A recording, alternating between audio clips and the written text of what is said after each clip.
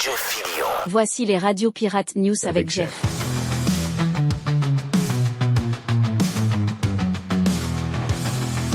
Radio Pirate News, on commence... il y aura un warm-up un peu plus tard, mais juste vous dire que dans ce premier podcast-là, je dois faire le tour de tout ce qui arrive avec Magali Dubaï-Picard. Ah ouais. Let's go. Let's go.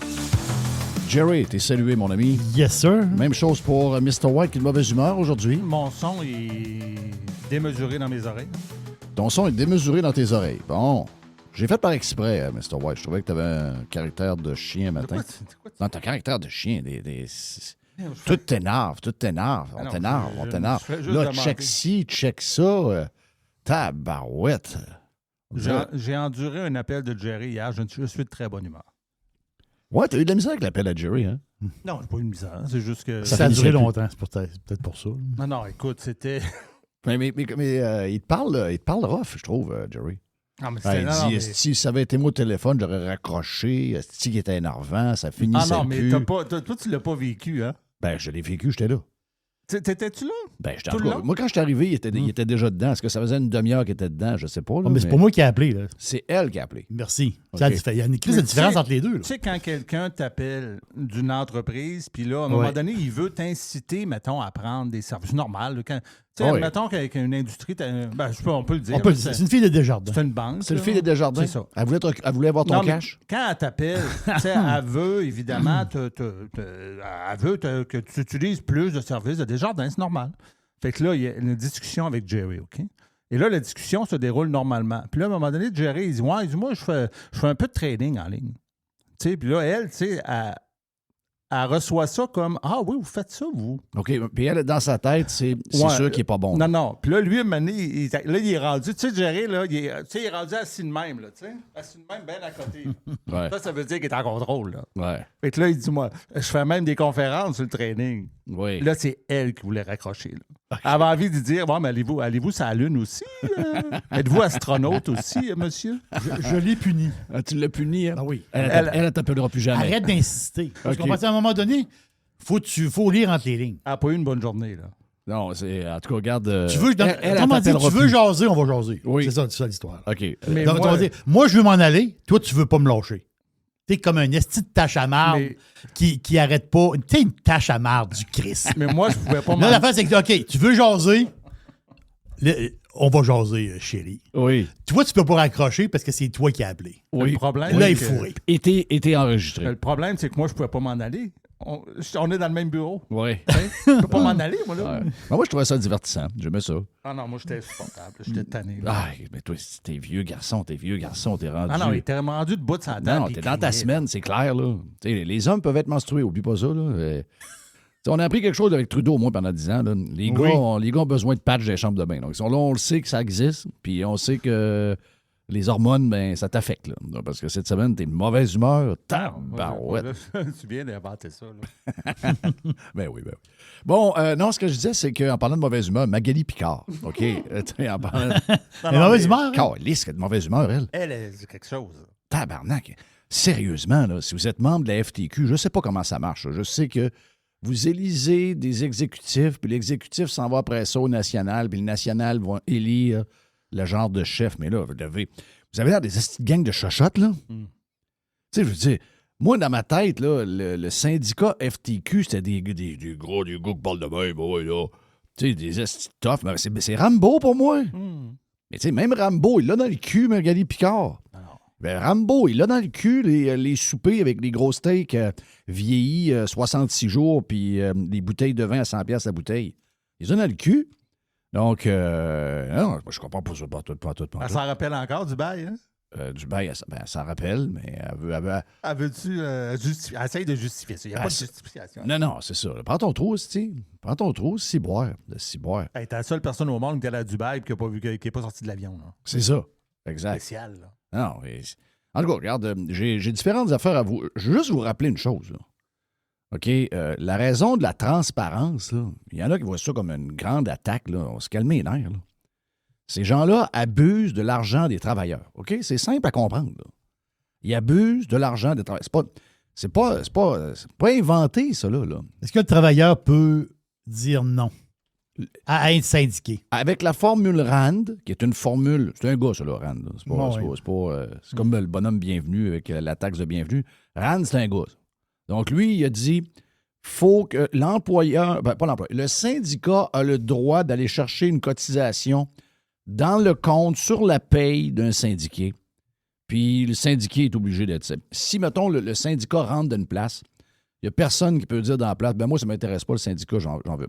Puis, je ne suis pas en train de faire le procès des syndicats, là, OK? Il y a des employeurs qui préfèrent avoir des syndicats qu'avoir à dealer avec chacun des employés. Il y a des employés qui sont représentés par un syndicat dans certains endroits qui sont bien corrects. Ils font un job. Moi, j'ai la preuve de ça. Je suis impliqué dans une entreprise où on a un syndicat. On s'entend très bien avec les représentants syndicaux, puis on s'entend très bien avec l'exécutif de je ne sais pas trop quel bureau, où ce qu'ils sont, mais ça va très, très, très bien. Donc, souvent, ça va bien. Là. C'est pas ça le problème. Le problème, c'est que les travailleurs se font enlever de l'argent injustement, et beaucoup trop d'argent en passant. C'est une obligation. La formule RAND, là, ça existe depuis 1946. Oui. C'est un juge, ça, RAND. C'est un juge, exact. C'est Ivan Rand. Oui, voilà. Donc, c'est une vieille affaire, là. C'est une vieille affaire. Donc, moi, je ne suis pas un anti-syndical. C'est juste que le Québec a trop de syndicats. Le Québec a trop de syndicats. Ça donne quoi? Ça donne des dérapages comme on a eu avec la grève à Montréal dans le transport en commun. Ça donne une économie qui est étouffée par le syndicalisme. Dans une société, si tu as 10, 15 % de syndiqués, moi, je pense qu'aujourd'hui, c'est moins un besoin qu'avant, mais tenons-nous au chiffre d'avant. 10 à 15 % dans une société qui est union, donc syndicat, je pense que c'est une société qui est assez balancée. Mais le Québec, la moitié des travailleurs sont syndiqués, là. Et entre vous et moi, c'est un hostie de problème, là. Parce que on est un des États les plus pauvres en Amérique, là. Et c'est directement, c'est relié à des mauvais gouvernements, mais qui sont tellement mauvais qu'ils donnent énormément de pouvoir aux centrales syndicales. Et les centrales syndicales, avec leur puissance, avec leur cash, avec le nombre de membres avec qui ils leur disent de voter et toute la patente, pas les syndicats, mais les politiciens se sentent redevables aux syndicats. Donc, les syndicats au Québec ont tellement de pouvoir que les politiciens semblent obligés de leur plaire en premier avant de s'occuper de la population en général, à cause du nombre puis à cause du cash qu'ils ont. Puis à partir de là, depuis 10 ans, 20 ans, 30 ans, 40 ans, on a été permissif et ces gens-là, c'est la nature humaine. C'est que ces gens-là commencent à aller chercher de plus en plus de cash, grossissent des organisations avec énormément de monde, créent des affaires, des petits journaux, des affaires de patentes web, des jobs à pu finir, puis tous des gros jobs, là. Et pendant ce temps-là, le travailleur se fait enlever 1 000 $, 2 000 $, 2 500. Il y en a même, ceux qui ont des bons salaires, il y en a même qui payent 3 000 $ de syndicats par année, là. Quelqu'un m'a écrit hier, moi, c'est 50 $ par paye. Tu sais, je ne sais pas combien ils payent. 50 $ par paye. OK, puis ils ont même un avantage fiscal. Vous comprenez que je pense que c'est avant impôt, cette affaire-là. Donc, tu sais, ils sont très puissants, là. Mais c'est des gens qui, à un moment donné, deviennent complètement déconnectés. Je ne vous parle pas des travailleurs. Je ne vous parle même pas du représentant dans votre shop qui, lui, fait ça pour des bonnes raisons. C'est lui, la gang, qui a le plus grand gueule. C'est lui qui se tient debout, puis c'est pas de lui que je parle. Je vous parle de ceux qui sont dans le bureau de la FTQ quand on se promène le long de l'autoroute métropolitaine et qu'on voit leur building. Des gens qui ont été capables d'aller s'acheter des scotch à 55 $ le verre, des bouteilles de vin. C'est ça. Donc, Éric Boisjoli, là, c'est pas un travailleur, ça, là. Éric Boisjoli, c'est pas un représentant d'une petite shop, là. Éric Boisjoli, c'est le directeur général de la FTQ Construction, qui est arrivé avec une facture d'un restaurant de 1 700 $ juste d'alcool, là. OK? Dont des verres de scotch à 55 $. Dans le bureau de la FTQ, il y a des gens qui se promènent avec des pick-up que vous n'avez pas, là. Il y a des gars de construction qui travaillent avec des pick-up rouillés, là. Ben, il y a des dirigeants de la FTQ Construction qui ont payé par le syndicat des pick-up de 80 000 $. Il y en a 13 qui en ont. OK, 13, ça fait 1 million de pick-up, ça, là. Ça fait 1 million de pick-up payés par les cotisations des membres. Je vais vous lire aussi ce qui s'est passé, dans le coin de Saint-Sauveur. Plus tôt dans la soirée, les dirigeants de la plus importante organisation syndicale de la construction au Québec avaient soupé dans un restaurant de Saint-Sauveur. L'addition, 2 153 $, avec notamment des filets mignons à 80 $ la pièce. Mm-hmm. Sans compter 654 $ de bouteilles de vin achetées le soir même à la SAQ pour accompagner le repas. C'était un steakhouse, apportez votre vin. Et les 654 $ les caisses de vin qui ont été achetées ont été payées avec l'argent de la caisse des travailleurs. Une inscription « Réunion d'équipe 23 personnes » était écrit en médecin à l'arrière de la facture. C'est ça, les syndicats, là. Tu sais, c'est pas d'autre chose que ça, là. Donc, Magali Picard, premièrement, il faudrait qu'il y ait quelque chose qui dise que elle est matrone en tabarnak, puis elle n'aide pas le mouvement 000. Qu'est-ce que vous attendez pour la colisser dehors? Cette fille-là vous nuit pas à peu près. Elle est sur un power trip comme on n'a jamais vu, là. Magali Picard, la fille de Dubaï, qui nous a dit hier, dans un moment à l'Assemblée nationale, en commission parlementaire, qui nous a dit que finalement, son voyage à Dubaï, c'était pas grand-chose, puis que les travailleurs étaient au courant. Alors que, quand elle s'est faite pogner, en revenant, quand elle est sortie de l'avion, rappelez-vous qu'il y a un journaliste de TVA, tu sais, le fatigant, là, Yves, pas tant de choses. Poirier. Poirier la suivait à l'aéroport, puis il posait des questions. Elle avait été 5 minutes à Dubaï. Et plus tard, dans une entrevue, soit le journée même ou le lendemain, elle a dit à, comment il s'appelle, ici, Paul Larocque. Paul Larocque. Elle a dit, je réalise qu'est-ce que c'est de devenir une personne publique et j'admets avoir fait une erreur. Premièrement, tu n'es pas une personne publique. Tu es la boss, probablement parce que tu as coché une coupe de coche DEI. Là. Picard, c'est une fille du village Huron. Là. Okay, la vérité, là, c'est que elle a peut-être une grande gueule. Je ne sais pas c'est quoi ses qualifications pour être là, moi. Je sais une affaire, elle remplit quelques cases. Elle est une femme, puis deuxièmement, elle est autochtone. Donc, ça, dans la société d'aujourd'hui, ça ne veut pas dire... ceux qui atteignent le top de la pole position, ce n'est pas les meilleurs. C'est ceux qui remplissent le plus de cases pour le fameux DEI. Donc, c'est qui, elle? Ça, c'est la fille de Loretteville. On l'appelle la vedette de Loretteville. La vedette de Loretteville, donc du village Huron. Regarde, on a entendu parler d'elle à un moment donné, il y avait des histoires bizarres. Le fils de son conjoint actuel, atteint de schizophrénie, a tué un homme à coups de bâton de baseball en septembre 2020. Il avait cessé de prendre sa médication. Au terme de son procès, Joan McLennan a été reconnu non criminellement responsable et est présentement détenu dans un hôpital psychiatrique. En avril 2022, ce sera au tour de Mme Picard elle-même de subir une crise cardiaque à 51 ans.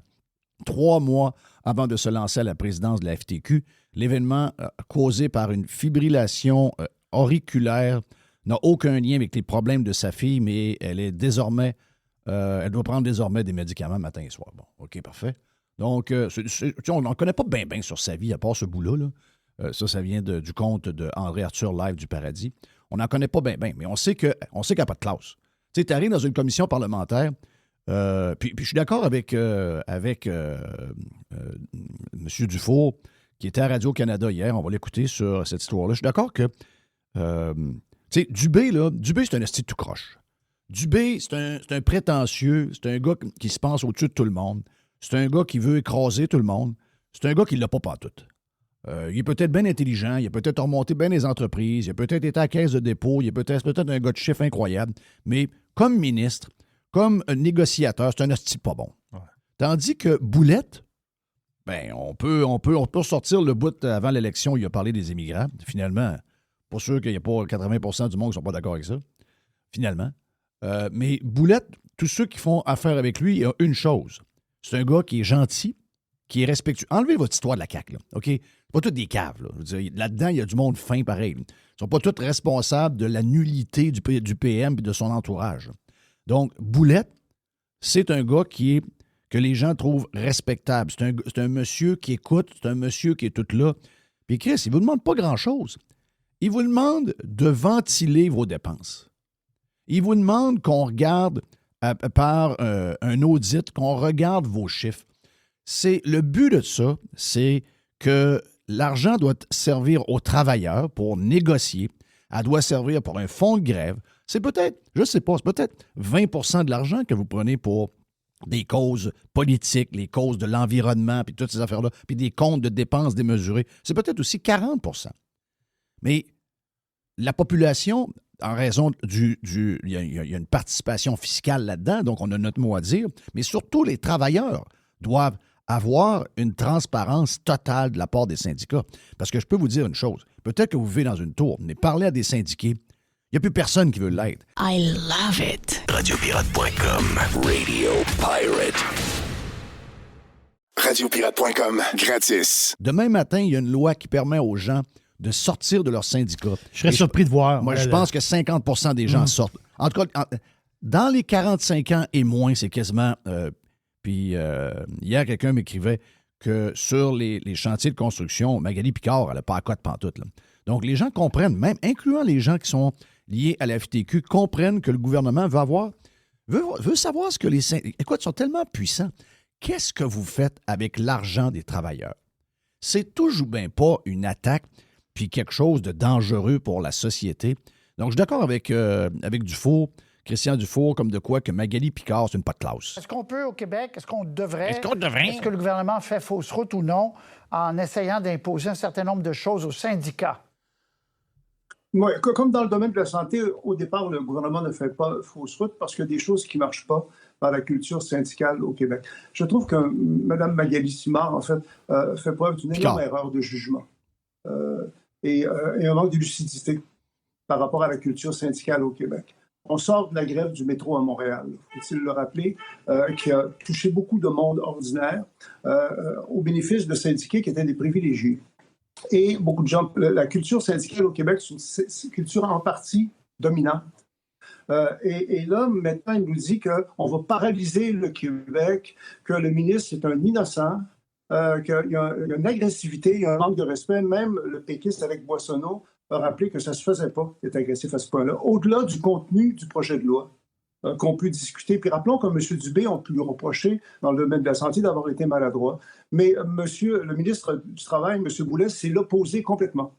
C'est un gars extrêmement posé, extrêmement respectueux, extrêmement serein. Je pense que pour le gouvernement, c'est un gros atout. Mais moi, je n'en reviens pas du dérapage de Mme Picard. Je trouve qu'elle discrédite son message et puis elle oublie la grève du métro. On sort d'une grève du métro. Il y a un abus du pouvoir syndical au Québec. Très bien.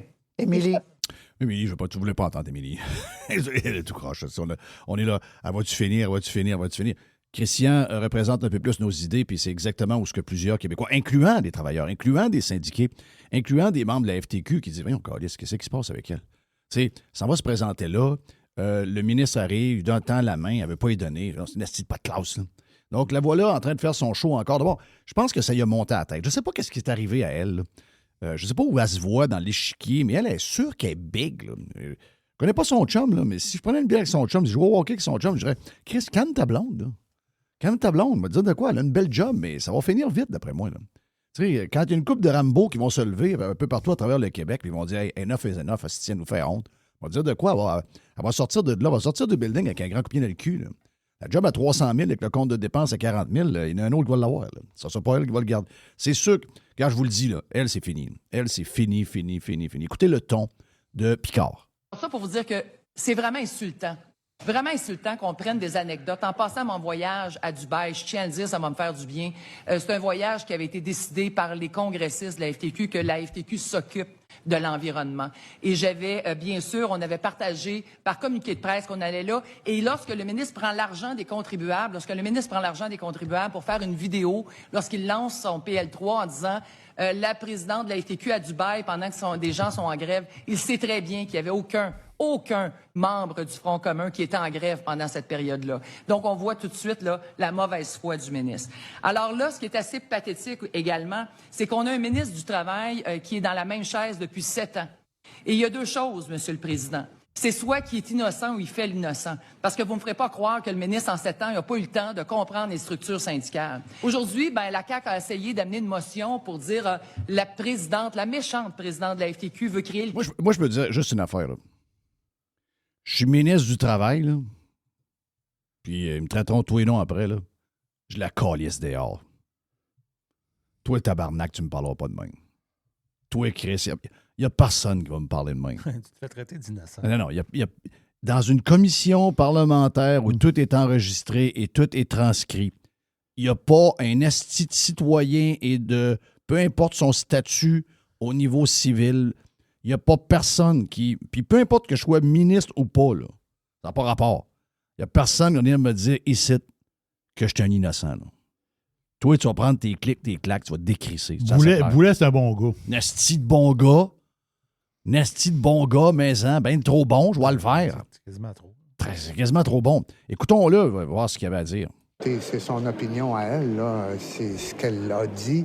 Moi, je n'ai pas l'intention de juger ses propos, son comportement. Est-ce que c'est sain que dans un processus démocratique, une personne s'exprime de cette manière-là et ait des comportements comme ceux que vous avez vus hier? Ça, vous pouvez donner la réponse.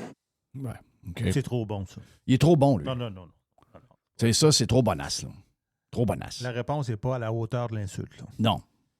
Ben, mais ça montre le genre de gars qu'il est, tu comprends? Je comprends. Regarde. Moi, je sais pas. Je sais pas si. Il me semble qu'habituellement, je vois Rambo sur mon fil. Je vais aller voir, moi. Moi, je vais aller voir. C'est une bonne idée, ça. Moi, j'étais. Celui qui peut donner le coup de grâce, c'est Rambo Gauthier. Si Rambo call pour la fin du party, ça va finir là. Hey, t'es qui, toi, Chris? Là? Calmez-vous les nerfs. Tu sais, les travailleurs sont écœurés de vous voir partir avec l'argent des travailleurs, puis commencer à faire des parties, puis à faire des affaires de... Tu sais, elle est là, puis elle justifie encore, là. Oh non, mais on l'avait dit qu'on s'en allait pour nous, l'environnement. Ça n'a pas rapport à l'environnement avec ce que tu fais. Tu es un fucking syndicat qui représente des travailleurs, entre autres. En général, à vous autres, la FTQ, c'est des gars de construction. Le climat, ça n'a rien à voir avec vous autres, hosties. Vous n'êtes pas des environnementalistes. Vous êtes des gens qui représentent des travailleurs dans des négociations. That's it, that's all. Incroyable. La FTQ se voit comme un gouvernement. C'est ça. C'est exactement ça. Il se voit plus gros que le gouvernement.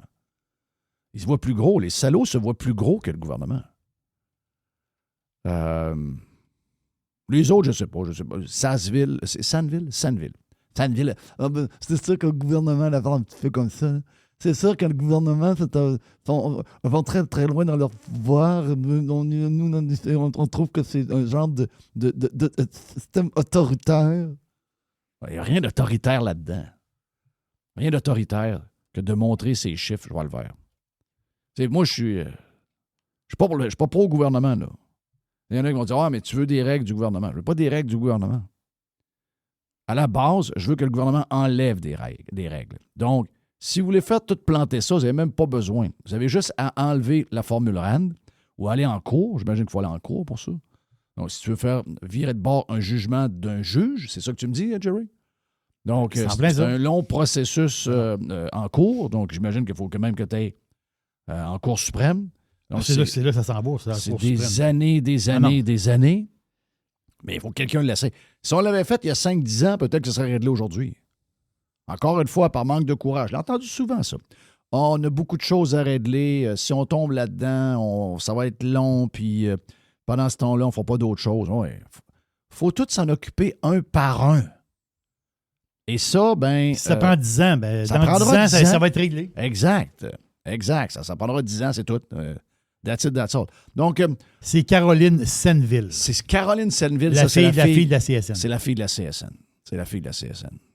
Thank you, man. Donc, voilà pour le... J'ai-tu mes affaires? Ah, voilà. Hey, salut, Mr. White. Je viens de te voir à la caméra, Mr. White. Bernard, il a commenté... moi, je l'appelle Bernard. C'est Rambo. Oui. Moi, il a commenté. Il commente, là, tu sais, quand il y a eu un titre, là, quand elle a dit Magali, le Québec des prochains mois sera en conflit, ce sera le chaos, puis tout ça. Il a répondu là-dessus. OK. Il a écrit de quoi? Là? Il a dit... il a fait des bonhommes sourire. Il a dit, ils ont une crise de peur que le plat de bonbons finisse par manquer de bonbons. Fini les beaux grands voyages à Dubaï, les steaks à 90 Bon, ben voilà. pièces. Ben voilà. C'est ça. Ah oui, il y a tout... Tu sais, des fois, il y a de nombreuses années, il y a des gens qui étaient injustement sur le dos de Bernard. Parce que le sujet de cette époque-là, c'était pour avancer la romaine. Puis lui, il s'occupait de son territoire, puis il s'occupait de ses travailleurs, puis il était en calice contre les gars du Saguenay, puis du lac qui venait donner un coup de main. Donc ça, c'est une affaire. Mais habituellement, Rambo s'est toujours battu pour les travailleurs. Mais eux autres, ils font pas ça. Eux autres, ils font pas ça. Eux autres, c'est la raison pourquoi ils se battent en ce moment, c'est pas pour les travailleurs. Là. C'est pour eux autres. C'est pour leur party à eux. C'est pour ça que la transparence, ils ne veulent pas. Parce que ça ne changera rien pour le travailleur. Là. Même, oui, ça risque de changer quelque chose pour le travailleur. Ça risque de changer que, mettons qu'il payait à peu près 1800$ de cotisation syndicale, ça se peut que ça tombe à 1200$. Voilà. OK? Donc, oui, ça peut changer pour le travailleur. Mais le plus gros changement, ça va être eux autres, parce que c'est eux autres qui profitent du pouvoir illimité qu'ils ont de prendre l'argent du monde puis de faire n'importe quoi avec ça. Regarde, c'est une genre de... C'est malsain. Les syndicats au Québec, là, c'est un... Je comprends, des fois, il y en a qui vont directement... Mais vous comprenez ce que je veux dire, là. Oh. C'est une pègue, là. Tu sais, il y a un côté mafieux. Et je parle pas des travailleurs. Je parle pas des exécutifs locaux dans une shop. C'est pas de ça que je parle. Je vous parle d'en haut. Mais ils vont dire oui, mais là, quand on fait des rassemblements, les gens votent dans le syndicat. Oh, donc, il y a une espèce de démocratie syndicale. Ouais. Ben, quand il y a eu l'histoire de profs, là, il y a une couple d'années de ça, là, il y a plusieurs syndicats de profs. Il y a eu des grèves. Là. Il y a un syndicat qui s'appelle la FAE. Oui. Puis il y a des profs qui ont fait un saut. Là. Parce que la FAE, là, ils pensaient qu'il y avait un genre de fond de grève, eux autres. Il n'y avait pas. Il n'y avait pas une crise de scène dans le pot. Imagine-toi. Non, ils ont fait un crime de saut, mais ils n'étaient pas au courant de ça. Là. Mais t'as où l'argent? Ah, ils ne savent pas encore. Bon, ben, penses-tu qu'eux autres qui sont syndiqués pour ce syndicat-là, penses-tu qu'ils veulent la transparence, eux autres? Ben oui, ils veulent. Ben, c'est sûr qu'ils veulent. C'est sûr qu'ils veulent. Mais moi, il y a un côté de moi qui adore Magali Dubaï-Picard. Ah ouais? Oui, parce qu'elle nous fait parler du sujet. Puis, elle vient de réveiller, je dis pas tous les Québécois, mais elle vient de réveiller les Québécois en partie. Parce qu'ils savent maintenant que la FTQ et les syndicats, c'est ça, ce type de bombe. OK?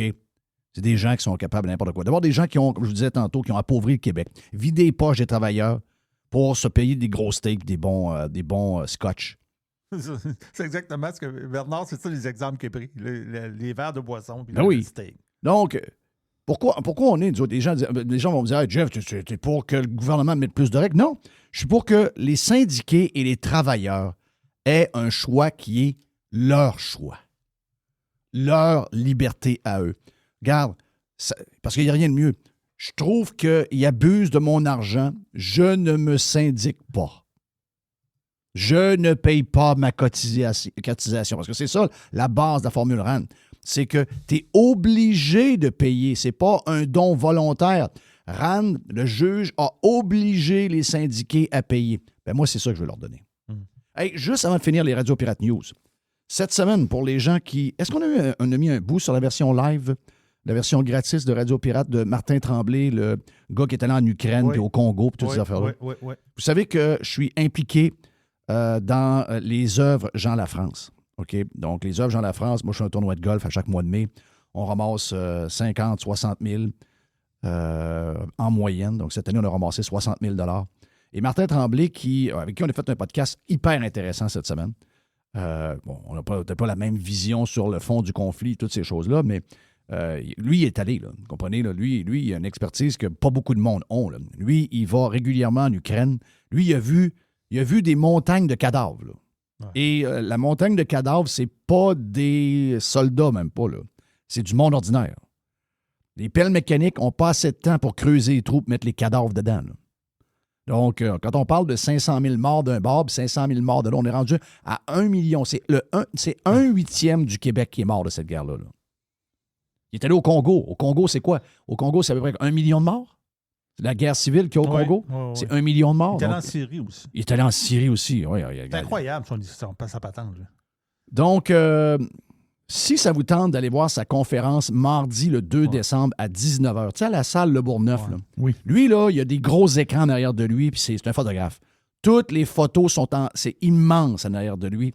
Ça va vous saisir. Si ça vous tente, 20 billets gratuits de la part des œuvres Jean Lafrance. Écrivez à mon chum Jasmin Gilbert, OK? Ben, regarde. Je vais... c'est parce que c'est toujours compliqué, les astuces d'adresse. Là. Qu'ils m'écrivent à moi. OK. Support. OK. Radio Pirate. Écrivez à support radiopirate.com. à radiopirate.com. Marquez, mettons, conférence Martin Tremblay. Donc quelque chose de Exact. même pour que je vois ça. Là, puis je vais vous envoyer le email à qui écrire. Exact. Ouais, Il nous reste une vingtaine de billets. C'est des billets que les œuvres vous donnent. Donc, si ça vous tente de voir J'y vais, moi. Tu y vas? Je veux voir ça. Ah, ben c'est sûr. Regarde, toi, tu vas triper. Ah oui, je vais triper. Tu vas triper, ben Puis il raide. va y avoir, il y a des gros noms qui vont être là. Faut que je Oui. vais te faire un petit compte rendu. Ben là, ils m'ont dit, hey, Jeff, tu viens-tu? Là, il y a nommé de l'année. J'ai dit, ben, mais il y a plein de monde là-dedans qui ne veulent pas le choix là. Je vais être ton représentant. Tu diras salut à Marcel. Oui. Ouais, Marcel Aubu va être là. Donc, tu diras salut à Marcel. Puis un ancien maire aussi, en tout cas. Il n'est pas sûr qu'il va être là, lui. Ah, OK. Pas sûr parce que ça a l'air qu'il a comme changé son agenda. Pas sûr qu'il va être là. Je sais de qui tu parles. Donc, voilà pour les Radio Pirate News d'aujourd'hui, jeudi. Autre podcast à venir pour les gens sur le Prime. On a les Radio Pirate News, le warm-up à venir. Tu le sais que t'as envie d'écouter. Radio Pirate. Radio Pirate. Radio Pirate. 1h15 de discussion en podcast avec Yann et Frank sur Radio Pirate. On a un bout qu'on vous offre. On parle du PCQ. Est-ce que Éric Duhem et le PCQ sont prêts pour l'élection qui s'en vient? C'est la question qu'on a. Tiens, on va en parler, là. On est là, tiens. Moi, j'ai tranquillement, pas vite, je suis en train de me détacher beaucoup. OK? Je me détache. Je me considère comme quelqu'un de très libre au niveau politique. Je suis. T'es un orphelin politique. Ben, c'est plus que ça. C'est quoi le terme que tu as utilisé, Mr. White, que j'ai aimé? Tu as utilisé un terme pour me... Agnostique. Oui, c'est ça. Donc, j'ai rien, OK? T'es politiquement laïque. Oui, je suis politiquement laïque. Voilà ce que j'ai utilisé aussi. Je suis politiquement laïque. C'est sûr que mes idées sont... Moi, c'est un petit gouvernement, beaucoup de liberté pour les gens, énormément de liberté pour les entrepreneurs, le moins de règles possible, donc le plus libre. Mes idées sont claires de qu'est-ce qui sont au niveau philosophique, mais au niveau partisanerie politique, j'en ai de moins en moins. Ça ne m'empêche pas d'aimer plus Éric Duhem que d'autres. Ça ne m'empêche pas d'avoir plus d'atomes crochus avec, mettons, les idées de Pierre Poilievre ou encore même de Maxime Bernier. Mais je veux dire, j'ai pu. La game politique en tant que telle me déçoit beaucoup trop pour commencer à m'y intéresser. En fait, elle me décourage. En fait, c'est carrément ça parce que je trouve que il y a un manque de courage clair. Tu sais, je veux savoir. Les autres, je m'en occupe pas, mais mettons Éric Duhem, parce que c'est lui qui a une chance de me dire, hey, je veux diminuer le gouvernement. Je veux diminuer sa grosseur. Je veux diminuer son nombre d'employés. Je veux diminuer le nombre de dollars qu'il va chercher dans les poches des gens, dans les poches des entrepreneurs. Je veux baisser le budget de 160 milliards à 120 milliards. Je veux couper de 100 000. De toute la gang, c'est lui que je perçois qui a une possibilité de faire ça. Mais je ne l'entends pas le dire. Sur à peu près tous les sujets, c'est un peu le flou. Puis moi, je le dis souvent, c'est qu'on dirait que les conservateurs ont peur de provoquer, ils ont peur de prendre trop de place dans l'agenda, puis après ça, être le genre de piñata pendant un panel à la Joute ou à RDI. Alors que moi, au contraire, je vois que plus on va parler de toi dans un panel à RDI et à la Joute, et plus tu vas monter dans les sondages. C'est sur tous les sujets qu'on a jasé tantôt. Je la sens pas, la présence d'Éric. Je la sens pas. Il y a un paquet de places où je sens qu'on attend quelque chose. On attend 5 députés ramassés sur le coin de table, puis on va être content de ça après. La seule nuance que je mettrais à ce que tu dis, c'est que je pense pas qu'il ait peur d'aucun sujet. En fait, au contraire, je pense qu'Éric est excellent pour réagir à l'actualité, puis il est tout le temps pas pire là-dessus. Mais d'avoir la capacité de créer la nouvelle dans le cycle médiatique, présentement, il l'a pas. C'est ça, on s'entend. C'est le livre bleu des péquistes. Je l'ai peut-être mal dit, mais c'est exactement ça. Mais tu peux pas être un chroniqueur politique si tu es chef politique. Mais fait que l'idée, c'est... Puis ça, c'est généralement, tu sais, je suis obligé de te dire, ça ne viendra pas d'Éric. Ça ne viendra pas d'Éric, ça va venir de son personnel politique. Dans le sens que tu dois avoir des gens qui travaillent sur quelque chose qui va faire en sorte que tu vas créer une nouvelle dans le cycle d'actualité.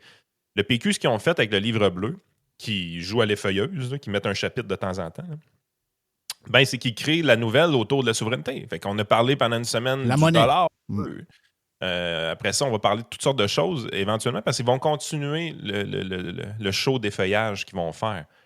Ben, qu'est-ce qui empêche les conservateurs d'avoir un livre blanc sur les finances publiques, puis que tu arrives avec des propositions, des choses comme ça? Le problème présentement, c'est que le PCQ a 1,4 million de dollars à dépenser par année. Ils ne le dépensent pas parce qu'ils se font une réserve de campagne électorale.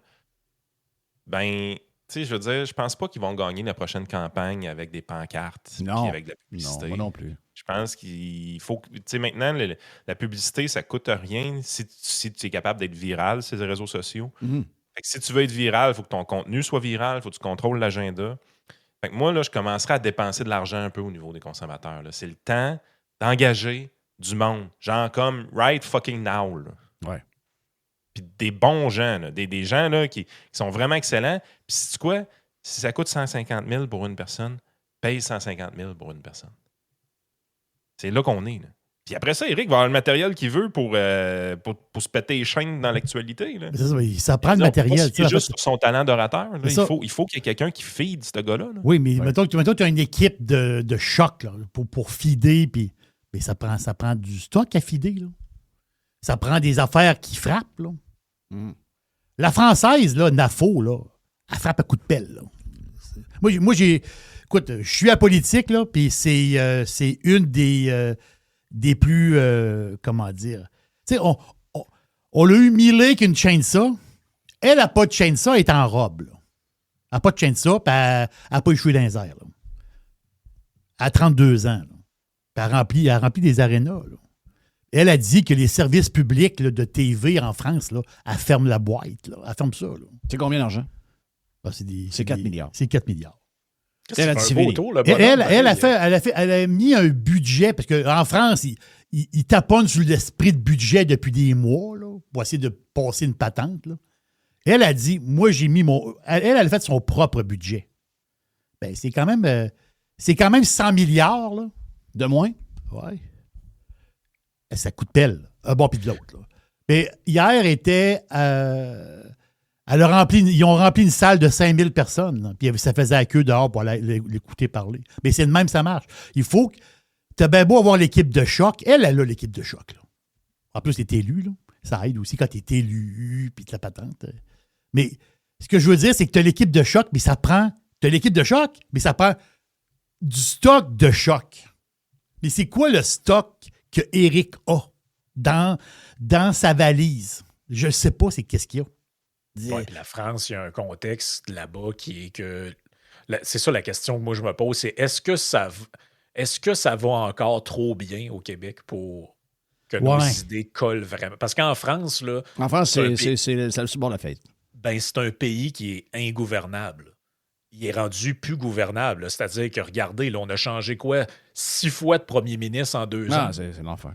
T'sais, ils sont même pas capables de mettre sur la table un budget puis que ça passe. Là. C'est ça. Imaginez, là, nous autres, il y a eu une mise à jour budgétaire hier. Imaginez, si on était en France, le Girard serait arrivé avec sa mise à jour puis le gouvernement serait tombé. Là. Girard serait dehors, c'est ça. C'est ça la France en ce moment. Là. Donc, c'est un pays qui est paralysé, qui est en faillite quasi technique. Là. Et là, ben, il y a des gens qui cherchent des solutions. Bon an, mal an au Québec, malgré tout ce qu'on dit, ben, c'est ronron, petit patapon, puis il y a encore de l'argent dans la caisse. Moi, je comprends. Ton point, il est bon, parce qu'en Argentine, il était all-in parce que le pays était fini. En France, on foutu, elle peut être all-in. Je comprends ça. Ouais, mais ici, on est pas mal foutu, je pense. On est pas mal. Oui, mais c'est la péréquation qui nous sauve, Jerry. Si on n'avait pas cette péréquation-là, ça fait longtemps qu'on serait comme l'Argentine. Ouais, ce qui nous ramène au meilleur argument pour la souveraineté, qui est celui de notre ami Vincent Geloso, qui dit qu'il faudrait le faire parce que c'est l'électrochoc que ça nous...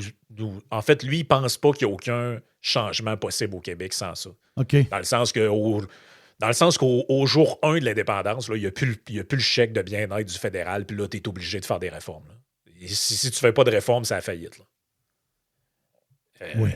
Ils sont pas au courant de ça, les autres. Je sais que c'est Vincent qui a travaillé beaucoup sur des affaires pour eux autres, mais ils n'ont pas l'air à pogner le message parce que les autres sont sûrs qu'ils vont dans le Klondike. Là. Ils sont sûrs qu'avec 90 milliards de plus, ils sont sûrs que là, on garde tout notre argent pour nous autres, puis là, on va avoir du fun. Oh yes, mais notre monnaie va être forte, puis tout va aller bien, puis on va être... on n'aura plus le fédéral qui va nous endetter. On va être tellement bien, on va être tellement riche, on va être tellement prospère. Il y a tellement de pensée magique là-dedans. Là. Je veux dire, juste le fait d'aller penser que un coup que le référendum est réalisé puis que tu es dans un pays, que les échanges commerciaux avec le pays que tu viens de quitter restent les mêmes. C'est-à-dire que les business québécoises qui vendent en Ontario là, ou qui achètent en Ontario, je viens de mettre une douane artificielle entre les deux avec potentiellement des droits de douane puis ce genre de trucs-là, ben ça n'a aucun impact sur les échanges commerciaux, ce truc-là. Mm. Voyons donc, c'est sûr que la souveraineté redéfinirait le paysage économique de manière profonde. Probablement qu'on commercerait peut-être plus avec des États américains qu'avec le reste de l'ancien pays qu'on vient de quitter. Exact. Il y a des business qui arrêteraient de faire affaire avec nous autres parce qu'ils ont l'impression d'avoir été trahis, tout ça. Bon, sans vouloir faire de... Je ne suis pas dans le scénario catastrophe. C'est juste la réalité. Il n'y a pas de... allez voir ce qui s'est passé avec le Brexit, là. Il y a plein de compagnies british qui faisaient affaire avec d'autres compagnies en Europe. Au lendemain du Brexit, ça a changé beaucoup. Là. Ça a changé le paysage. Tu peux pas penser que la photo que tu vois là, après, ça va être la même. Ça marche pas. Ça, c'est de la politique fiction. Là. C'est l'autre affaire aussi. Dans leur plan, les péquistes, ça va bien. Là, tu dis, OK, on gagne l'élection, 2027, référendum, blablabla. Il y a une récession, c'est fini. Là. Oui, il y a 10 de chômage, on s'en foutu du pays, tu penses? Non, c'est ça, c'est sûr. Oui. Puis on est plus proche de ça que non. Non, c'est clair. Je regarde la CAQ. La CAQ a été tellement un mauvais gouvernement, tellement dépensier dans les 8 dernières années. C'est une catastrophe. À tous les budgets, à toutes les mises à jour, à chaque fois, il y avait des nouvelles dépenses, des nouvelles idées de cave qu'ils mettaient de l'avant, puis ainsi de suite. Il n'était jamais capable de... À toutes les fois qu'il avait prévu un certain montant de dépenses, à toutes les fois qu'il faisait un exercice budgétaire ou une mise à jour, ça l'augmentait encore. Ben hier, ils ont fait l'exercice, puis oui, il y a une hausse sur les frais de service de la dette à cause de la décote, en grosse partie. Mais that's it. Il n'y a pas eu d'idée de cave qui a été mis de l'avant. Il n'y a pas de nouveaux chèques. Il n'y a pas de nouvelles dépenses. La CAQ envoie tous les signaux présentement d'un parti politique qui a reçu un appel téléphonique de New York. Oh, oui, c'est clair. On le sent, là. On le sent. Fait que ça, c'est le contexte politique dans lequel on est. Là. On est réellement dans un contexte politique où est-ce que le ministre des Finances communique régulièrement avec New York parce que ça va pas bien. Moi, je pense que l'histoire de la bourse du carbone, là, ils ont bien beau faire semblant que non, on veut pas parce qu'il faut rester... on a des objectifs envers tel et tel. On y tient. C'est ça, un recul. Non, la vraie raison, c'est qu'ils n'ont pas le moyen.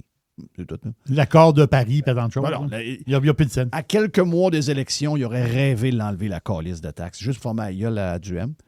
Mais il y a quelqu'un qui a dit, c'est vrai que c'est une taxe de cave, c'est vrai que c'est une bourse de cave, mais tu n'as pas le moyen de l'enlever. Bien, la bonne nouvelle pour Éric, c'est que la CAQ, en ouvrant le chantier en ouvrant le champ de bataille avec les syndicats, avec la loi de Jean Boulette, il lui ouvre la voie à incarner cette résistance-là au contrôle des syndicats sur le Québec. Ça, je pense que c'est le cadeau que la CAQ lui fait sans s'en rendre compte. Parce que qu'est-ce que Magali Picard est allée dire dans le congrès de la FTQ? Elle est allée dire, on parlera certainement pas avec la CAQ qui sont brûlés. On parlera certainement pas avec le ticoun à Duhem. On parlera pas que les libéraux non plus. Ça, c'est pas elle qui le dit, c'est un autre. Puis là, ben, il reste qui sa carte, là? Le QS est en lambeau, il reste sur le PQ.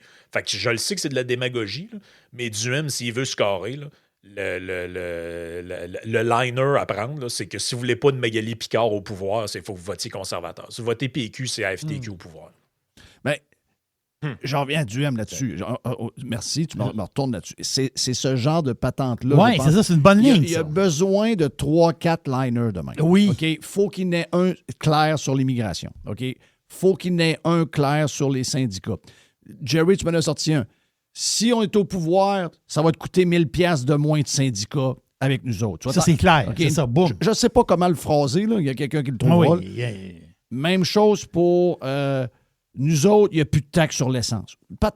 Faut qu'ils sortent des liners qui. Puis, faut en plus que ces liners soient réfléchis pour faire freaker les médias traditionnels de TV et de Québécois. Faut que tu les piques d'aplomb. Sur l'histoire de l'essence, faut que tu envoies le message comme de quoi que. Faut que tu donnes l'impression que tu trouves que les changements climatiques, c'est de la merde. OK? Faut que tu es là. Faut que. Anyway, il y a quelqu'un qui vient d'ouvrir la brèche là-dessus. Tu n'as même pas besoin de l'ouvrir. Il y a quelqu'un qui l'a ouvert pour toi. Oh, oui, puis ça passe bien, sérieusement. À un moment donné, même si il y a un journaliste quelque part qui te traite de climato-sceptique, ça n'a plus d'impact. Là. Ça a zéro impact. Ça a zéro impact. OK? Nous autres, le climat, on s'en crisse. Une patente de même. Regarde, c'est peut-être. Il y en a qui vont virer de ça, mais c'est des phrases de même. Même chose. On peut y aller sur quelques détails. Télé-Québec, c'est fermé. On récupère 800 millions. Dans vos poches. Peut-être 125, là, mais oui, je suis d'accord. Je ne sais pas combien c'est. Là. 125. Je ne sais pas, je sais pas combien ça coûte. 125, Télé-Québec? Parfait. Ouais. Mais faut pas avoir pas... Personne n'écoute ça. Personne n'écoute ça. Personne n'écoute ça. Mais... Moi, c'est sûr que moi, ça ferait partie de mes liners. Écoutez, là. Moi, je l'ai faite, l'histoire de Télé-Québec. C'est niaiseux, Télé-Québec, là. Mais c'est juste une position pour dire, regarde, la culture, toutes les patentes, les médias, fuck you. Je l'avais faite avec le ministre Séguin à l'époque. Oui, J'avais dit, ministre Séguin, il était ministre des Finances, j'avais dit, entre vous et moi, là, on est capable. Dans ce moment-là, je pense que dans ce temps-là, c'était 40 millions. On est capable d'aller chercher 40 millions. On a juste à fermer Télé-Québec. Hein? On n'est personne qui écoute ça. Et il m'a donné raison.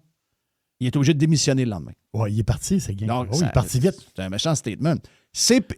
Les garderies, on privatise ça, le gouvernement s'en occupe plus. Veux-tu attaquer Pékis? Vas-y.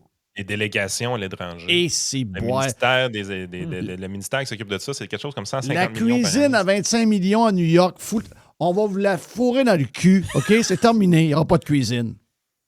Ben, c'est ça. Non, puis la priorité. Puis en plus, il faut être impoli en passant. Non, moi, je dirais notre priorité, là, c'est de soigner notre monde puis d'instruire nos enfants. C'est ça la priorité. La priorité du monde, là, c'est l'éducation et la santé. Toutes les autres affaires que l'État fait, il y a un examen complet de ce qui est à faire. Le gouvernement, il ne vend plus de potes, il ne vend plus de bouteilles de vin. Il ne vend plus de boissons. Il ne gère plus des casinos, il ne gère plus des gratteux. Toutes ces affaires-là. On n'aura plus l'essence la plus chère en Amérique. Non, puis il faut que tu expliques aux gens que la raison pour laquelle les services, c'est toute de la merde, c'est que le gouvernement gère trop d'affaires en même temps. Si tu as une entreprise... Tu sais, c'est comme quand tu vas dans un restaurant... T'écris un livre. T'écris un livre sur ce sujet-là. Il y a un livre qui devrait paraître au mois de mars-avril. Oui. Ben moi, ça fait 2 ans que je dis ça à du monde entre deux conversations. Je dis, je ne comprends pas pourquoi il n'arrive pas avec un truc du genre le manifeste conservateur. Et ce manifeste-là, c'est bang, bang, bang. Comme les... Boris Johnson, il a passé à la gratte en Angleterre avec ça. Il est arrivé, puis ça s'appelait un Conservative Manifesto. C'était 5 points. Tu as 5 points, c'est très court. C'est un petit pamphlet que tu peux distribuer au monde. Tu dis, regarde, voici ce que nous autres on fait. Si vous votez pour nous autres, vous votez pour ça. Les autres partis, je ne peux pas vous dire pourquoi vous votez. C'est ça que j'ai besoin. J'ai besoin de lire une patente de même. J'ai besoin qu'on ait une patente de même. Parce que là, je ne sais pas c'est quoi qu'ils sont. Je sais, l'élection est tantôt. C'est nous autres qui avons les meilleures idées en ce moment. On en a plein. Regarde, on est en train d'en trouver plein. Il y a plein de points, tu l'as dit. Il y a 2 choses. On va s'occuper d'avoir un asti de bon système de santé. Vous allez avoir un médecin. Vous allez avoir des bonnes écoles. Il n'y aura pas du monde qui va brainwasher vos enfants. On va avoir des bonnes écoles clean, modernes, adaptées à la réalité d'aujourd'hui. Le reste, là, ça se peut qu'on coupe 150 000 jobs. Je sais qu'il ne faut pas le dire, semble-t-il, mais on le dit pareil.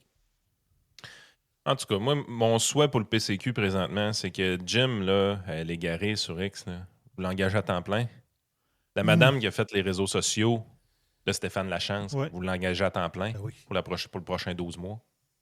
Puis vous trouvez un auteur qui est capable d'écrire la vision économique d'Éric Duhem dans un livre d'ici le mois de mars-avril. Pas une biographie, là. Non. Une vision économique, là. Une vision du Québec conservateur. Oui. Oui. Faites ces 3 affaires-là, là, ça va coûter 400 000. Faites-les. Vous allez capoter. Est-ce que tu penses que ça prend... Oui, ça en prend un qui est payé, qui est là, puis qui est le genre de chef qui s'occupe de tout le monde alentour pour être sûr que tout roule bien, là. Mais oui, est-ce que ça prend un genre de conseil, tu sais, un genre de... Pas un CA, mais un genre de conseil de sage, où ce que... Il y a plusieurs personnes. Il n'y en a pas 50 au Québec, des gens là, que tu peux consulter. Michel Calais-Gagnon, Denis, toi, Joamel. Dis, Chris, on vous réunit une fois par semaine, puis on fait le tour, puis je veux vous entendre. J'ai besoin de vos idées, j'ai besoin que ça brasse. J'ai besoin qu'on mette des affaires sur... C'est déjà un peu ça, les commissions qui existent dans un parti politique. Tu sais, Karim, avec la commission politique, c'est le rôle qu'il joue. Là. Fait que je te dirais, ça existe déjà, mais tu sais, Karim est un médecin qui pratique. Moi, ce que je trouve que le PCQ manque présentement, c'est qu'ils mettent trop d'emphase sur la cagnotte électorale puis ils devraient commencer à dépenser du cash. Il y en a, là. Oui. Il y en a du cash, là. C'est le temps de commencer à le dépenser. Là. Oui, des pancartes, là, ça vieille game. L'autobus et des pancartes, ça vieille game. C'est là que ça se passe. Là, faut t'aller gagner la game des idées puis la viralité de tes réseaux sociaux. Tu pars des réseaux sociaux d'Éric Duhem, tu pars pas de zéro, là. C'est ça. Tu pars pas de zéro pendant tout. Non, mais, c'est ça. Écoute, moi, je regarde ce que la fille puis son entreprise qui a travaillé pour Stéphane Lachance, là, puis je me dis, c'est un no-brainer. Et le chemin, il est tracé. Christy, il y a quelqu'un... Ils ont pété du 6-7 millions de visionnements sur Facebook par mois, Respect citoyen, pour un parti politique municipal. Oui. À l'échelle provinciale, on parle de 30-35 millions. Là. C'est plus de visibilité que Luc Poirier, cette affaire-là. Là. Pensez-y. Stéphane, moi, je trouve qu'il y a une affaire qu'il a bien faite, c'est qu'il ne s'est jamais vraiment excusé pour les affaires qu'on lui il a tout le temps assumé ce qu'il a dit ou ce qu'on lui reprochait. C'était peut-être excusé une fois, je pense. Peut-être une fois. Sa joke de mon oncle. Ouais, c'est ça. Mais grosso modo, là, plus ils ont essayé de le salir, plus il montait. Je veux dire, il a commencé l'année à 3 puis il a fini à 20-23. Puis s'il n'y avait pas eu deux partis qui se divisaient le même vote, il aurait peut-être fini à 32 pour un gars qui n'était pas connu, puis qui n'est pas connu du grand public, je veux dire, connu dans son milieu, puis tout. Là. Fait que, tu sais, moi, je pense que c'est toute l'espèce de niaisage là, de nous, on est de centre droit, puis on est ci, puis on est ça. Il faut que tu sois droit dans tes bottes puis dans tes affaires. Sinon, tu sais, regarde, il y a quelque chose, on parlait du PQ au début, il y a quelque chose à retenir de leur démarche. Ils savent que la majorité du monde ne veulent pas du référendum. Ils en parlent pareil, puis ils parlent de souveraineté, puis tout ça, puis ils s'en vont par en avant. Ouais, ils se font démolir, ils se font ridiculiser, puis ils continuent. Ben oui, mais il y a une partie du monde qui se joigne à eux parce qu'ils se disent, moi, j'aime ça, un parti qui assume ses convictions, puis qui ne fait pas tout le temps changer. Bon, ben ça, je le sens pas au PCQ. Tu sais, la leçon à retenir de la CAQ, je pense, c'est elle. Là. C'est que les gens, ils n'en veulent plus de parti. Regarde comment ça s'est effondré. Pourquoi? Parce qu'il n'y avait pas de ligne directrice, il n'y avait pas de principe. On gouverne à la petite semaine avec les sondages. Puis maintenant, on te donne un troisième lien. La semaine d'après, je te l'enlève, je te le remets. Un petit coup, c'est vert. Puis là, au final, tout le monde est fâché après eux autres. Oui. Les Greens trouvent qu'ils font rien en environnement. Nous autres, on trouve qu'ils font rien que parler de ça. Ah, c'est tout croche.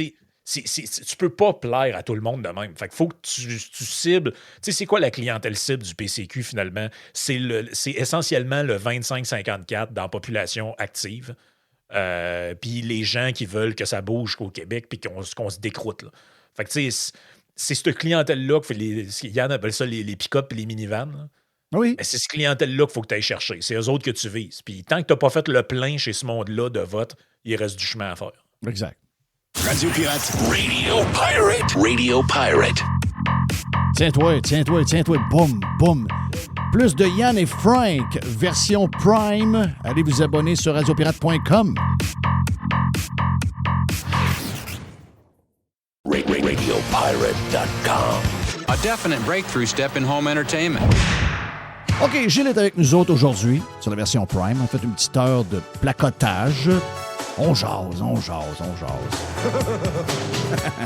Donc, un petit bout de ça pour vous autres sur Radio Pirate Live, aujourd'hui, jeudi, OK? Hier, j'ai croisé quelqu'un, j'étais à Place Laurier. J'haïs tellement magasiner. Puis je vois là Ça tout doit le être drôle temps. en tabarnak. Non, mais c'est épouvantable. Gilles Parent fait magasiner au centre d'achat. Hey, je suis allé... Écoute, il faut que je vous raconte tel quel ce que j'ai vécu hier. Puis je veux pas rire d'eux autres, ça n'a rien à voir. Mais la situation, j'ai dit à ma blonde, j'ai essayé de pas rire, mais je suis parti à rire pareil. Puis en même temps, je sais pas si c'est drôle, mais c'est la réalité. Je vais au Sport Expert. Voilà, j'ai au Sport Expert parce que je voulais m'acheter des souliers d'hiver. Là. Ça fait longtemps que j'en ai eu dans le temps. Mais Merrell, c'est probablement les meilleurs là-dedans. Puis je vois que ça vend dans le dessous, pas plus cave qu'un autre, 25-30 Je vais y aller. C'est même Merrell partout. Oui. Que j'ai... Puis même, il était... Fait que j'ai dit, moi, allez là. J'arrive, là, je cherche. Il était jadis sur Laurier. Là, ils ont pris ce qui était Sears avant Place Laurier. C'est gros. Oui. Tabarouette. Ouais, ben, j'ai vu toute il y a la un construction mur. de ça. Écoute, moi, je ne l'avais jamais vu. Fait que Moi, j'arrive là. j'ai vu, c'est un des meilleurs bodés à justement Carlos de Punisher qui était le maître de chantier. OK. Puis Martin, le propriétaire, Oui. Martin Boucher, c'est ça? Martin Boucher, oui. Oui, Martin m'invitait à tout bout de champ pour aller voir la construction de ça. Je me disais, on calisse, Martin, t'es-tu tombé sur la tête? C'est quoi cette C'est gros en tabarouette. C'est-tu gros? Ça n'a aucun sens. Il y a un mur complet sur le long. C'est juste des souliers. D'un côté, les femmes, de l'autre côté, les hommes. Mais hier, écoute bien, ma situation, moi, je vais acheter des souliers d'hiver. C'est pas compliqué, là. Je m'assois sur le banc, puis je vais attendre. Il y a du monde, ça bouge. Il y a pas mal de monde. Fait que je dis, là, il y a quelqu'un qui arrive, je dis, est-ce que vous avez d'autres sortes? Je vois qu'il y a les Merrell noirs, mais y a-tu des fois des bruns? Je sais qu'il y en a d'autres. Je les vois, là, tu sais. Je sais pas, je commence aujourd'hui, j'ai jamais travaillé ici. Je commence. Je peux pas vous dire, on va demander à quelqu'un d'autre. Fait que je dis, il y a le monsieur qui est là, avec ses lunettes, là, qui est à côté, peux-tu venir? Ben, elle dit, il a commencé il y a 3 jours. Fait que j'ai dit, c'est plus que moi. Je te le dis, j'ai rien contre Sport Expert, là. Je comprends que c'est le temps des fêtes qui s'en vient, il faut qu'il engage du monde. Ouais. Puis finalement, la personne qui est venue me servir, ça faisait même pas une semaine qu'elle était là aussi. Fait que là, j'entends ça, je me dis, moi, si je suis un patron, je comprends que ça me prend du monde pour aider. Oui. Mais c'est impossible que ces gens-là m'aident, là, tu comprends? Non. Puis ils vont. Tu comprends? Fait que là, je me disais, Christy, que ça doit être tough. Ça doit être tough. Mais tu sais, en même temps, je suis parti à rire, je me disais, c'est donc bien bizarre. Je suis juste. T'as peu, j'ai pas fait le magasin complet. Je suis assis, mon cul devant les souliers d'hommes, là. Bang, bang, bang. Les 3 employés, c'est du monde. Il n'y en a pas un qui a plus qu'une semaine, là. Fait que je me dis, c'est un méchant défi, là. Est-ce que tu. Vas-y, Jerry. Non, mais quand. Vas-y, Jerry. Veux-tu que je me laisse aller? Ah, vas-y. Non, mais vas-y, ça. Hey, on est capable. Les gens. Non, mais attends un peu, tu sais quoi? Si tu me permets, je fais une prémisse à ce que tu vas dire. Les gens sont capables, dans notre façon d'être, surtout à Radio Pirate, ils savent très bien que ça n'a rien à voir avec Sport Expert. Ça a à voir avec la situation économique, l'employabilité, la difficulté d'avoir du monde. Puis moi, je me suis. Écoute, juste avant que tu y ailles, que tu me parles de ce que tu veux dire, moi, je me suis dit, honnêtement, par chance qu'on a Internet où on peut magasiner pour faire des... Parce que ça ne m'a pas aidé d'avoir ces gens-là hier. Tu comprends? Zéro. Ben non, puis souvent, on arrive, on a plus de connaissances qu'eux autres. Mais moi, c'est ça. Si j'apprends la job, moi j'apprends la job, là. Puis ça fait 2-3 jours. Le patron, tu veux dire? Non, moi, t'es employé. Je t'engage, je vais vendre des souliers. Je me mets un polo bleu, puis je vends des souliers. Là. Parfait. Moi, je vais te conseiller. C'est pourquoi? Parce que, je vais me renseigner sur qu'est-ce que je vends. Je vais aller voir ce qu'il y a comme inventaire dans le backstore. C'est quoi qui marche, je vais regarder le soir, à la place d'écouter une game d'hockey. C'est ma nouvelle job. OD. À la place d'écouter OD, là, je vais aller voir les nouveaux modèles, telle affaire. Qu'est-ce qu'on lance spécial présentement? Ça, c'est quoi les gros vendeurs, tu veux savoir? Ça, c'est unisexe. Ça, c'est... OK, mais ça, c'est des filles peuvent mettre ces bottes-là pour les gars aussi. Puis ça fait... Ouais. Moi, tu comprends? Moi, je vais être intéressé et je vais me renseigner. Puis moi, je te le dis, là. Tu vas être bon. Ça va faire... Non, je vais être bon. Je vais être bon peut-être pas la première journée. La deuxième journée, ça, c'est comme ça va faire 10 ans que je suis là. Puis je blague pas du tout, là. Si tu prends un job... Non, lui, il prend un job, puis je peux pas t'aider. Tu peux pas t'aider de quoi, Calice? Qu'est-ce que tu fais là? Tu peux pas t'aider de quoi, là? T'as-tu ça, toi, mettons, des telles marques? Je connais pas la marque. Tu connais pas la marque de quoi, là? Qu'est-ce qui est plus navrant que ça quand tu demandes la question? Qu'est-ce que tu fais ici? Jerry, quand tu demandes tout ça, puis qu'il te répond, ça doit. Non. Tu peux pas me dire ça, là. Dis-moi pas, ça doit. Ah, mais c'est ça l'histoire, c'est qu'ils sont pas, je vais te le dire, là. Ah non. Ils sont pas intéressés à en savoir plus de qu'est-ce qu'ils vendent. Les autres, ils veulent faire du temps. Bon. C'est ça qu'ils veulent. Puis il y en a aussi qui sont là depuis longtemps. Puis c'est rendu comme toléré de répondre. J'étais allé au Canac la semaine passée, puis c'est un gars que je sais que ça fait longtemps qu'il est là. Le petit face-bête de calice. Ça tentait pas trop? Ben là, j'avais une question sur la patente que j'ai achetée. Une petite question, ben niaiseuse, 4 secondes à répondre. Il me répond comme si j'étais un hostie d'abruti. Je dis, hey, ta calice de patente de la Chine, moi, je la connais pas, là. OK? J'ai dit, si ça te tente pas de me répondre la prochaine fois, tabarnak, réponds-moi pas. Donc là, je l'ai recroisé, genre, une semaine plus tard. Il me dit, de quoi il regarde à terre en tabarnak. Là, ma blonde, t'es fâché après moi. Non, calice, je suis plus capable.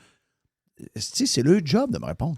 Oui. Moi pas. Mais, OK, peut-être que ma question est niaiseuse, mais je connais pas ça, ce style morceau-là. J'ai la style description en français, je comprends rien. OK? Puis, c'est traduit par le Bing Bang, là? Ah, c'est traduit tout croche. Puis même le bout anglais, c'est tout croche aussi. C'est probablement fait en Chine, je ne sais pas trop. Tous des astis de termes qu'on utilise nulle part. Donc là, je dis, ben, ça fait-tu telle affaire, telle affaire? Ben oui, Chris, marqué dessus. Oh! Ça, c'est baveux en tabarouette. En voulant dire, t'es dans un cave. Ben oui. Ben, c'était carrément ça. J'ai dit à ma blonde, j'ai dit, asti, je le sloggerais là. Je le sloggerais là. Elle dit, arrête, asti, arrête. Le monde te connaisse. Le monde me connaisse. Je m'en calisse que le monde me connaisse. Chris, réponds-moi pas de même. Moi, cave, moi, là. Je comprenais pas trop la subtilité, puis je voulais être sûr que c'est lui ou lui. Réponds-moi, oh, ouais, lui, il fait ça, il fait ça. Peux-tu être juste.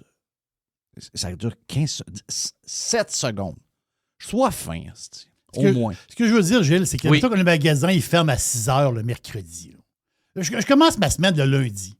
Le magasin ferme à 6 h, pour 5 h, 6 h. Le vendredi, samedi, il ferme plus tard. Le vendredi. Bon. Là, c'est un peu, là. Lui, là, il a le côte sur le dos, il est moins 5. Là. Lui, il veut décalisser. Moi, c'est pas ça. Là. Moi, c'est rendu à 6 h. Il y a un gérant du magasin. Je dis au gérant, je dis, Christophe, moi, là, je veux aller voir qu'est-ce qu'il y a en arrière. Je viens de rentrer. Je veux voir l'inventaire, je veux voir telle affaire, je veux étudier le stock qu'il y a sur le mur. Tu sais comment c'est grand? Tu as un mur, style à pu finir. Je veux étudier le stock parce que moi, je viens de rentrer ici. Là. Je veux voir qu'est-ce qu'on a à vendre, je veux m'intéresser. Ouais. À quelle heure que tu barres le magasin? Le gars dit, je barre le magasin dans une demi-heure. Parfait. Je vais rester une demi-heure de plus. Pas payé. Là. Mais non. Je reste une demi-heure, mais je vais analyser le backstore. Je vais analyser ce qu'il y a là. Puis demain aussi, on ferme à 6 h, tu crises ton camp à 6 h 30. L'autre demi-heure, je vais analyser le stock. Ben oui. Je vais en faire un peu plus pour être au courant le plus rapidement possible pour pouvoir aider les clients. Et ça, c'est en dedans de moi. Oui, mais c'est qu'est-ce qui va arriver? Vas-y, je vais te dire. Non, mais la seule affaire que je voulais dire, c'est que pourquoi est-ce que toi, t'es le même, puis les nouveaux aujourd'hui ne sont pas le même? C'est où que ça. C'est générationnel. Moi, je pense que c'est générationnel. Je ne sais pas dans quelle nuit, de quelle année, puis à quelle heure c'est arrivé, mais il y en a qui ont manqué la conférence de presse du service. Là. Écoute, mais c'est-tu à l'école? C'est-tu chez eux? Non, mais la famille, ça compte beaucoup. Au début, jeune. Au-delà de ça, c'est l'époque. C'est l'époque d'abord. Oui, mais ce que je veux dire. Il y a un effet d'entraînement là-dedans. OK, il y a un effet d'entraînement. C'est pas tout le monde, mais. Non. L'effet d'entraînement, OK, je me fais répondre de même. Je vois qu'à l'entour de même, tout le monde est de même. Donc, si j'ai pas besoin de donner 100% de moi-même, je vais juste faire le strict minimum. C'est rendu la fucking époque dans laquelle on est. Moi, je viens complètement fou de cette époque-là. Oui. Moi, ça me... C'est parce qu'on le voit trop. Comme tu dis, on est obligé, on marche sur des œufs d'une certaine façon, de moins en moins. Les œufs sont peut-être plus épais, mais on est obligé de dire qu'il y en a bien plus qu'avant des gens qui se calissent de leur job, puis qui disent, regarde, au prix qu'ils me payent en plus. Tu te fais dire ça, le gars, mettons, il vient de rentrer, ou la fille vient de rentrer, elle gagne 22$ de l'heure, mais à ce prix-là, en voulant dire comme c'était cheap et épouvantable, il faut se rappeler que le salaire minimum, il y a 10 ans, il n'était pas à 22 non plus. Là, ça a monté. Tout monte. C'était 11 et quelque chose. Je veux revenir sur ton exemple. Toi, Jerry, là, tu t'es engagé dans le magasin pour les souliers, puis ça t'intéresse. Tu sais ce qui va arriver? Les gens que tu vas aider le plus, c'est les employés qui sont incompétents autour de toi. Ils vont référer à va voir Jerry. Jerry connaît son esti, lui, garde. Fait que finalement, le gars, il est là, il va être payé, mais la job de rassurer le client va être faite par toi. C'est ça. C'est frustrant, mais je veux juste te dire, moi, je peux pas. Moi, je peux y aller. Il faut connaître nos forces et nos faiblesses. Il faut se connaître. Moi, je vais être le meilleur vendeur chez Sport Expert, ça va prendre une semaine. Le king. T'es un vendeur. Le king de la galoche, ça va être moi, là. Pour vrai, là, je blague pas. T'es un vendeur, oui. Je te crois. Mais je ne peux pas aller chez Pièces d'auto-économique, et Martin, notre super pirate. Moi, je peux pas être en arrière de l'écran aux pièces chez Pièces d'auto-économique. Je peux pas le faire parce que le client qui va venir me voir, il va me parler de une pièce, une affaire, un spring, une affaire, un galipeur, une patate. Je connais pas ça. Parce qu'on Je suis d'accord. Je vais avoir des années à lire, à comprendre. Je peux pas démonter un char, moi, là. C'est-à-dire, mais le gars qui a l'écran d'en face chez Pièces d'auto-économique, là, lui, c'est un king. Lui, il sait le stock qu'il y a dans le magasin. Il l'a sur l'ordinateur. Mais quand tu lui expliques quelque chose, ouais, mais tu sais, j'ai la plaquette, là, puis j'ai l'affaire qui tient à la plaquette. Oui, c'est ça que ça. Le gars, il comprend ce que tu dis. Mais moi, je peux pas aller prendre sa job à lui. Je peux livrer les pièces. Je peux embarquer dans le char, faire la livraison de pièces. Ça, je peux le faire. Mais je peux pas être en arrière de l'ordinateur. Tu peux remplir les étagères, parce que ça, ils vont dire que t'es malade. Mais je comprends ce que tu veux dire. Mais je veux dire que le gars qui travaille chez Sport Expert des souliers, là, ben, il devrait connaître un peu les souliers. Il devrait. Ça prend le client mystère, OK? Ça prend le client mystère qui arrive après une semaine. Là, tu dis, là, c'est le client mystère, là. Mais en réalité, c'est un inspecteur de Sport Expert. Je donne un exemple. Non, je comprends. Qui rentre dans le magasin, puis il va voir le gars, puis il commence à le questionner, puis le gars connaît rien. Tu le calisses dehors. M'excuse, là. Moi, on peut plus endurer ça, là. Non, moi j'endure plus ça, là. Je suis plus capable. C'est drôle parce que tu me parles. Je suis plus capable. C'est un sujet. Hier, j'ai croisé quelqu'un. Je peux plus les endurer. Au centre d'achat, OK? Christophe, ça va. Quand tu rentres chez Canadian Tire, ça te prend un filet pour passer des poignées. Oui, sauf. Puis c'est là que moi, c'est là que je vous fais. Mais il y en a qui sont pas pires. C'est des chevreuils. Mais encore là, t'es bon joueur, tu dis, il y en a qui sont pas pires. Mais essentiellement, ce que tu vois aux Canadiennes là, puis que tu voyais il y a 10 ans, puis il y a 20 ans, puis il y a 30 ans, ça s'améliore pas, là. Non, dans le service, ça, je veux dire. Mais tu sais, il y a des compagnies qui font attention. Mettons, je vais prendre Rona Plus, puis Home Depot. Ça, c'est tous des retraités qui sont là. Des gars qui ont probablement déjà travaillé dans la construction, déjà travaillé. Des handyman, il y en a qui sont bons. Souvent, on va dire les boomers sont pas toujours fins, mais les gars qui s'en vont travailler là, je ne sais pas pourquoi. Si ils se fendent en quatre pour essayer de te répondre. Oh, suis-moi, viens-ten, on va te montrer ça, regarde, ça passe ça, ça. Il y en a qui sont contents de sortir de la maison aussi. Ben, beaucoup. Oui. Beaucoup. Mais non, ça existe, il faut dire la vraie vie. Il y en a. Ce que je veux dire, c'est qu'il y en a. Canadian Tire, une des histoires, c'est que ben, je vais le dire, c'est très multiculturel. Puis, il y a certaines cultures que être fin pour donner un service, c'est pas de leur faute, ça n'existe pas. Tu comprends-tu? Oh. Ils n'ont pas des mauvaises intentions, mais ils sont comme ça. C'est de même. Ils sont de même tout le temps. Je comprends. Tu comprends-tu? Oh oui, je comprends. Donc, c'est la nouvelle réalité, parce que s'ils ne sont pas là, le magasin n'est pas ouvert. Mais en même temps, ils vont dire tout le temps. Moi, ça me tente quand ils disent ouais, tout est en ligne, tout ça. Je sais que tout est en ligne, mais là, je suis rendu dans le magasin. La prochaine, ils vont dire ben, j'ai dit au pire, vu que moi, je ne trouve pas ce que je veux, on peut aller à un. Je suis obligé de te suggérer, on peut aller à l'ordi, voir si vous l'avez vraiment. Ouais. Si vous ne l'avez pas, vous l'avez à Place Laurier ou peu importe, je vais m'y rendre, ben, je n'ai besoin, mettons. Je veux pas. Qui t'as rencontré? Tu disais à Jerry, j'ai rencontré quelqu'un au centre d'achat hier. Oui, c'est ça. Parce que on est dans le même sujet. Mais, parce que non, c'est correct. Parce que j'ai croisé quelqu'un que je connais qui était dans le monde de la restauration, okay, qui n'est plus là-dedans, qui a changé, qui a décidé de switcher et tout ça. Puis elle a dit, cette fille-là que j'ai rencontrée, j'ai croisée, elle a dit il va falloir arrêter d'accepter le mauvais service et les prix débiles. Elle a dit, moi, j'ai travaillé là-dedans. Moi, je suis là. Elle dit, je suis rentré, là, elle dit, on est complices. Puis elle dit, ça me fait skier. Elle a dit plus que ça, mais on comprend. Mais elle dit, j'ai dit à mon chum, il va falloir arrêter d'accepter ça. Elle dit, on est rentré dans un restaurant, monnaie de la soupe du jour, c'était à 6,95. Je dis, voyons donc. Puis d'un restaurant normal, là, tu sais. Fait que là, elle dit, si je prends ça plus le repas, elle calculait que ça va coûter 35-40$ pour dîner. Elle dit, je me suis levé, j'ai crissé mon camp. J'étais insulté de voir les prix. Fait que, non, mais j'ai une nouvelle pour elle. Non, je comprends qu'elle peut pas l'accepter, mais ça va être de même. Non, mais Jeff, je suis d'accord. Ça va être de même surtout avec les... Je regarde les policiers, ils viennent de refuser 24%.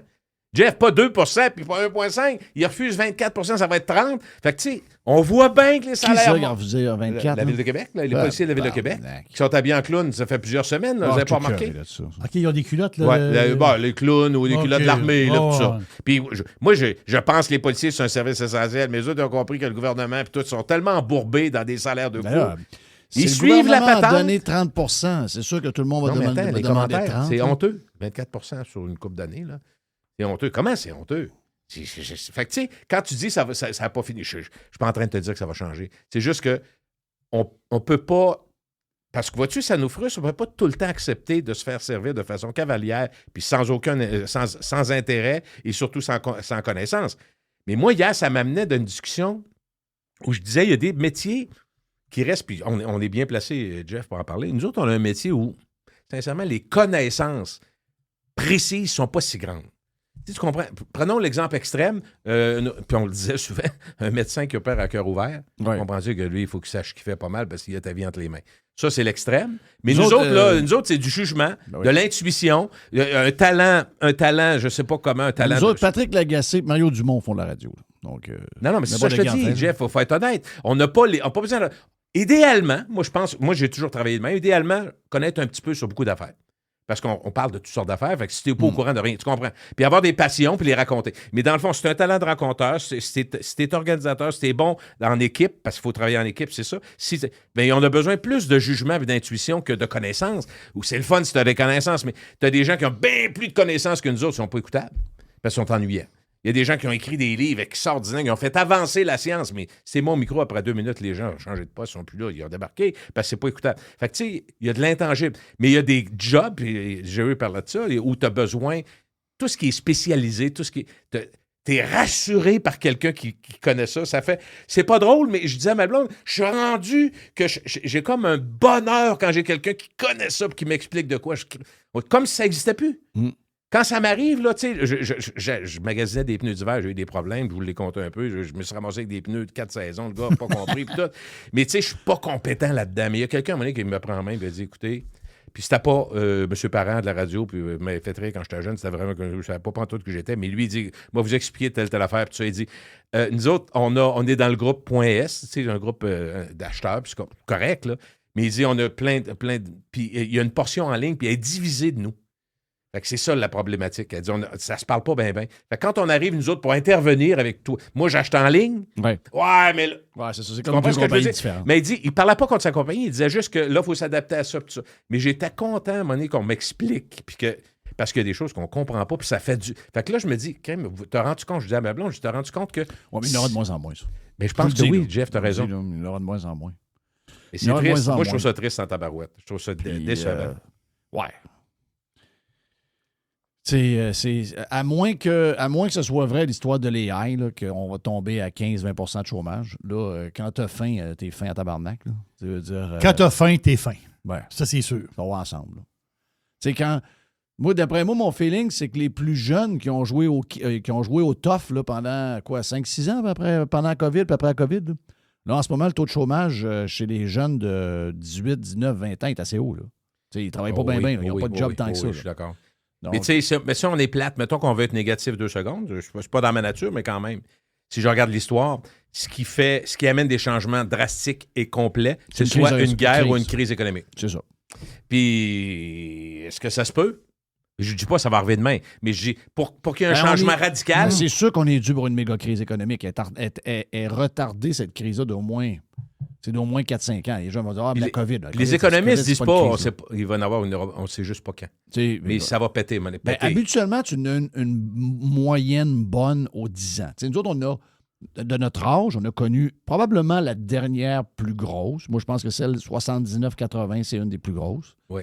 Il y en a qui disent que 2000 taux d'intérêt à 20 20 ceux qui empruntaient. 2008 aux États, dans certains pays européens, ça a été pire qu'au Canada. Au Canada, on a été comme... les banques sont organisées différemment au Canada. C'est ça, exact. Ça a fait la différence pour ça. Pour les primes, les subprimes. Exact. Ben, on a été bailé out aussi par les Américains à travers. On s'en est rendu compte par après. On n'est pas vanté. Non, c'est ça. On ne l'a pas dit bien. Finalement, il y a des milliards qui ont été versés pour que tout le système tienne. Mais, tu sais, je veux dire, taux de chômage, 17, 18, 15, 14, 15,5, 16, 17. Depuis les années 80, on n'a pas vécu ça. Donc, si un jour ça revient, avec l'immigration qu'on a en ce moment, on va dire de quoi ça va ruer dans les brancards, vous allez voir que les priorités vont changer. Tu sais, qu'on se fait, OK, boomer, se faire écœurer, les boomers, tout ça, mais j'ai trouvé intéressant. Puis c'était pas que ça me ravissait, au contraire, parce que je vois pour la suite que ça sera pas, c'est pas très reluisant.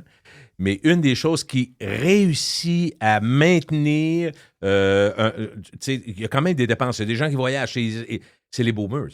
Parce que les boomers, non seulement ont de l'argent pour dépenser parce qu'ils ont acheté une maison à 47 000 en 1968, puis ils viennent de la revendre parce que là, il y a un projet à 450. Ils ont payé 7 000 en 1968. 7 000, bon, c'est ça. Puis ils viennent de la revendre 450. Mon beau-père, 630. Il pensait avoir 375. Il a vendu 630. Mais c'est de l'argent qu'au cash est payé. Fait que eux autres, ils ont de l'argent pour voyager. Puis s'ils n'en ont pas, ils prennent des enveloppes puis ils donnent ça aux enfants et aux petits-enfants. Ça, il y en a en masse, là. Là, j'invente pas ça, là. Il y a des gens qui font... Fait que je te dis pas que ça règle les problèmes, mais ça permet à des gens de vivre au-delà de leur capacité actuelle. Puis au Canada anglais, c'est encore plus vrai parce que cette tradition-là de pousser l'argent à l'intérieur de la famille, de garder les maisons, de garder les demeures. Il faut que tu en aies pareil. Tu sais, non, je suis d'accord. Faut que tu en aies. Il y a beaucoup de vieux qui ont... Ben, tu as vu, il y avait un reportage là, 20 semaines sur les vieux qui retournent travailler. Puis pas tant de même. Tu sais, je veux dire, malgré ça, malgré qu'ils sont une des générations les plus choyées, ce qu'ils ont eu puis comment ils ont fini, malgré ça, on dirait que c'est en train de lui mordre le cul en ce moment. Puis il y en a qui ont... Il y a beaucoup qui n'ont pas d'empathie, là, dans le sens en disant « Ouais, fuck, ils ont eu quand même une belle ride, comment ça se fait qu'ils sont rendus... la bourse a été généreuse pour eux autres. Tu l'as parlé de l'immobilier. Ils ont eu une économie qui a probablement été 10 fois plus grande entre l'âge de 20 ans puis l'âge de 60 ans. Ils se sont fait dire à 14 ans, on s'y ramasse de l'argent, tu vas en avoir besoin plus tard. Oui. On l'a fait, des rires, un petit peu. Puis mais malgré ça, ils sont toujours retournés travailler. Là. Parce que là, finalement, ils se rendent compte que leur système est... Mais la vie est chère. La vie est chère, mais c'est quand même les plus privilégiés. C'est quand même les plus privilégiés de toutes les générations actuelles. Oui. Ils sont quand même... oui. Mais tant mieux s'il y en a qui redonnent. Je voyais que c'est pas tout le monde. Non, c'est pas tout le monde. C'est moins québécois que canadien. Oui. Ça se passe plus au Canada. Plus de Gilles, plus de Jerry, plus de Mr. White, plus de Tiger, plus de Jeff. Version Prime de Radio Pirate. Un petit temps de jasage sur le Prime avec Gilles, OK? Juste du bon stock. Every hour. Du bon stock. RadioPirate.com. Get pirate or get out.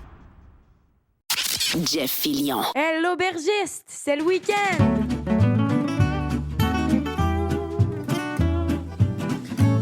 Oui, j'ai soif.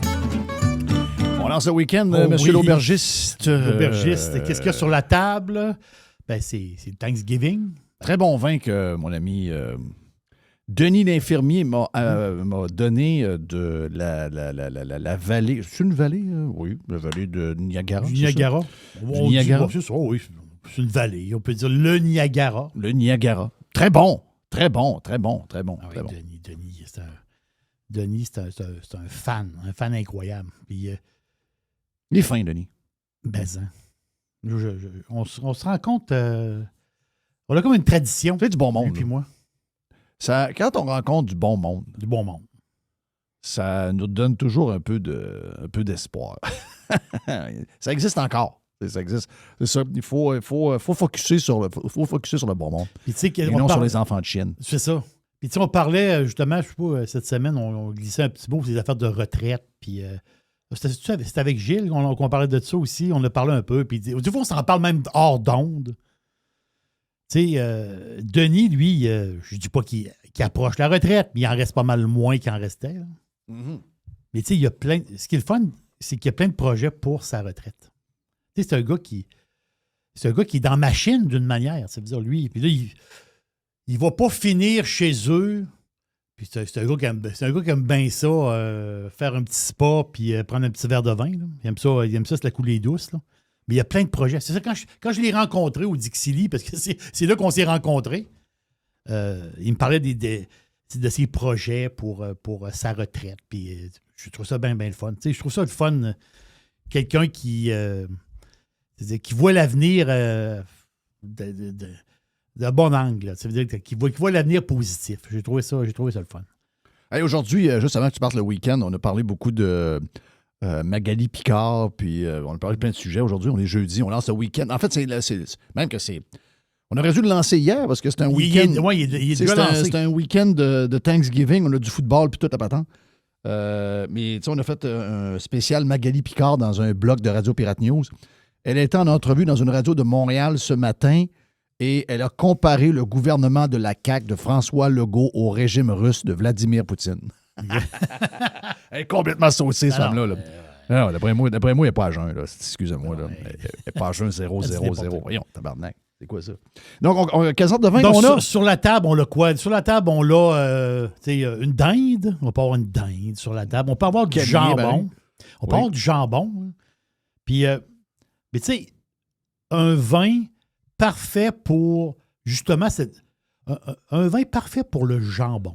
C'est bizarre à dire, là, mais tu sais, un peu de gras, un peu de fumée. C'est le genre de vin comme ça, mais ça prend un vin qui a quand même assez de tonus. Puis si le vin il est trop léger, ben le jambon va l'emporter. Puis moi, je ne suis pas le maniaque numéro 1 des accords mets et vins. Je ne suis pas un sommelier, moi. Là. Mais c'est le genre de vin, justement, pour ce genre de repas-là. Donc, on s'en va. Ça prend un peu de soleil aussi. Ça prend toujours un peu de soleil quelque part. On s'en va au Portugal. Ça fait beaucoup de temps qu'on n'est pas allé au Portugal. Donc, on s'en va au Portugal, dans la région la plus connue, le Douro. Donc, le Douro, le fleuve Douro, qui... un fleuve, quoi. Il y a 900 km de long, le Douro, mais il part d'Espagne. Il part des montagnes du nord de l'Espagne, puis il coule d'est en ouest. Donc, il fait un grand bout en Espagne, il rentre au Portugal, puis il va se jeter dans l'océan Atlantique, à la hauteur de Porto, de la ville de Porto. Donc, c'est ça, le Douro qui va serpenter. Puis au Portugal, c'est le bout du Douro spectaculaire, parce que dans une place très montagneuse. C'est une place capotée. Les images, quand tu vois les images de ça, c'est fou, là. Justement, il y a un pirate qui m'a écrit, je pense que c'était en septembre-octobre. Il a fait un tour avec sa blonde. Il était dans le Douro, justement. Il a loin le char. Il était allé à Porto. Mais il est rentré dans l'arrière-pays du Douro. Il m'a écrit. Il dit... Parce qu'il avait déjà écouté un genre de petit podcast sur le Portugal. Puis il capotait. Là. Il dit, j'ai jamais vu un paradis de même. Là. Non, c'est de toute beauté. Là. Mais la fois aussi, c'est le look. Le look du fleuve qui serpente avec les vignobles dans pleine montagne. Là. C'est capoté. Là. C'est vraiment fou. Donc, c'est une région... puis, tu sais, le Douro est comme connecté aussi, il appelle ça sur le Beira intérieur. Donc, Beira intérieur, c'est comme la région intérieure du Portugal, qui n'est pas tellement touristique, ce coin-là. Mais c'est vraiment un beau coin de pays, parce que tu es en altitude, justement. Donc, il y a une ville, si vous passez par là, tu vas dans le Douro, là, faites un petit détour au sud, puis passez par la ville de Garda. On peut dire Guarda. Garda, la petite ville médiévale, fondée, je pense, dans l'an 1000. Moi, ça m'a marqué. Là. Quand je suis passé là un jour, je suis allé une fois, là, quand je suis passé par là, parce que j'ai fait plusieurs petits trades au Portugal, mais passer par là, il faut faire un détour, si on veut dire. Mais Garda, là, c'est capoté. C'est quasiment à la frontière espagnole. Mais cette ville-là, c'est fou, là. C'est une ville médiévale. C'est complètement capoté. C'est de toute beauté. Parce que c'est le chemin qu'on prend des fois pour s'en aller. De partir, tu pars du nord du Portugal et tu rentres en Espagne vers Salamanca. C'est un beau coin de pays. Donc, le Douro, le fleuve, le beau fleuve, les collines, le spectacle. Puis le Douro, ben justement, c'est une place aride. Parce que les gens qui vont au Portugal et ils vont à Porto, c'est sur le bord de la mer. Porto, c'est plus pluvieux. Mais quand on rentre à l'intérieur des terres du Douro, là, on se colle plus sur l'Espagne. Là, c'est plus aride. Donc, c'est des sols. Les sols là-bas, ils appellent ça des alluvions. Donc, c'est quoi? C'est des sols. Puisque au fil des années, ce fleuve-là, ben, il a creusé. Il a creusé la terre. Donc, le fleuve, au fil des millénaires, donc il a creusé les sols. Et c'est là que sont plantées les vignes, dans ces sols-là. Un genre de mélange de sable, de cailloux, puis un fond de granit. Donc, c'est capoté parce que 40 000 hectares de vignes dans le Douro, et la moitié de ces hectares-là, c'est sur des terrains avec une pente de 35 % et plus. Donc, imaginez, c'est un vignoble vraiment, vraiment, en grande majorité, en montagne. C'est fou quand tu vois ça. Là. C'est vraiment capoté. Et là-bas, ben, quand tu fais le Douro, ben, le raisin qui est récolté en majorité, c'est pour faire le Porto. C'est l'histoire de la place. Je raconte l'histoire rapidement. Les gens à l'intérieur du continent, ils ramassaient le raisin, ils descendaient, justement, ils fabriquaient du vin, ils descendaient le vin sur le fleuve jusqu'à Porto et les Britanniques achetaient le vin pour l'amener en Angleterre. Mais le problème, c'est que les voyages étaient trop longs. Écoute, on recule dans des temps très anciens, dans le coin du 15e siècle, 16e siècle ou dans ce coin-là. Donc, le vin, il supportait mal le voyage parce qu'il n'y avait pas les conditions d'aujourd'hui. Donc, ce qu'ils ont fait, c'est qu'ils mélangeaient le vin à de l'eau de vie pour le transporter en Angleterre, pour qu'il garde sa qualité, son fruit et tout ça. Bien là, ce vin-là, c'est du Porto. C'est pour ça que les Britanniques, c'est des fans finis de Porto, de sherry, puis tout ça. Tous ces genres de vins-là, c'est des maniaques de ça. Là. Donc, c'est un peu l'histoire de la région du Douro. Mais au fil des ans, ils ont fait des vins. Moi, j'appelle ça le Porto, c'est un vin muté, parce que c'est un vin, puis tu vas y rajouter de l'alcool. Mais le Douro, c'est des vins comme on connaît, des vins tranquilles. Donc, il y a 5 cépages vedettes en rouge. Mais c'est 5 vedettes, mais les 3 grandes vedettes, c'est le Tinta Roriz, qui est un Tempranillo espagnol. C'est carrément le Tempranillo espagnol. Tinta Roriz, on l'appelle comme ça au Portugal, ou en Espagne, c'est le Tempranillo. Donc, élégance sur la cerise. L'autre, c'est le Touriga Nacional. Donc, très foncé, des petits grains. Tu sais, quand on regarde la grappe, là, c'est juste des petites boules, des petits grains, la peau très, très épaisse.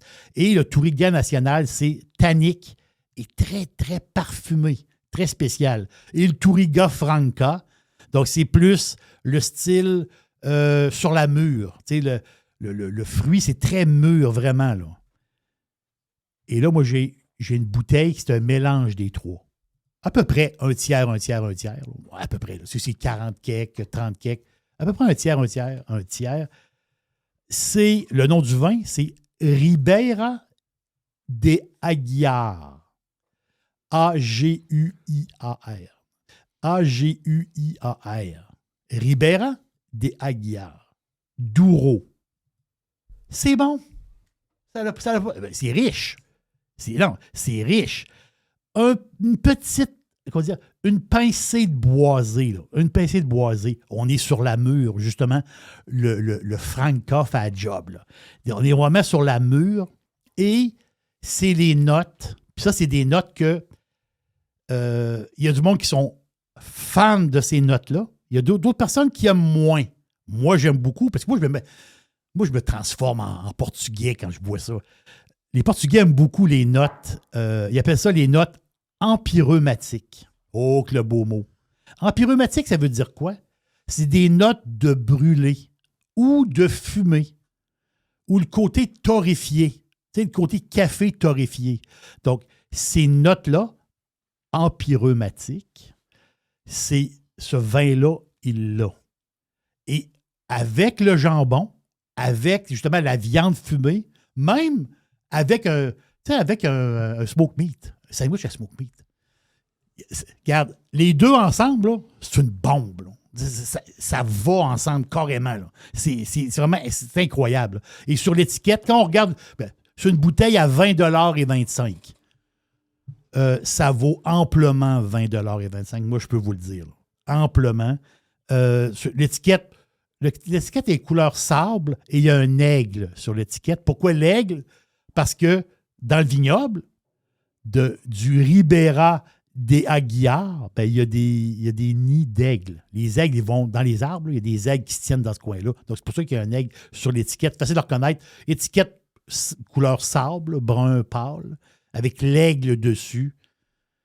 Pour les fans, justement, d'un vin assez corsé, on va le dire, assez chubby, parce que c'est quoi, 13,5 % d'alcool, c'est 4 grammes de sucre au litre. On voit, c'est un vin chubby, là. OK? Mais ça va justement avec votre jambon. Le petit gras, le fumé, c'est parfait. L'accord est idéal. Donc, je répète le nom.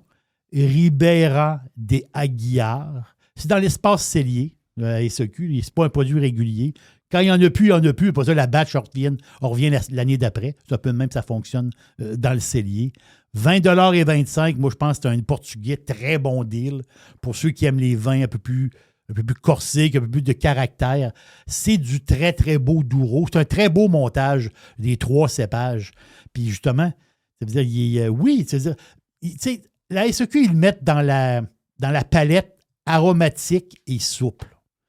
Mais moi, je pense qu'il est plus chubby que ça un peu. Je trouve que la palette est... Je pense qu'il est mal placé pour la SEQ. C'est la SEQ, c'est les affaires. Là. Moi, je pense qu'il est mal placé. Mais j'adore ce vin-là. C'est très, très bon. C'est un pur Douro. Ribera des Aguiar, vous allez adorer ça.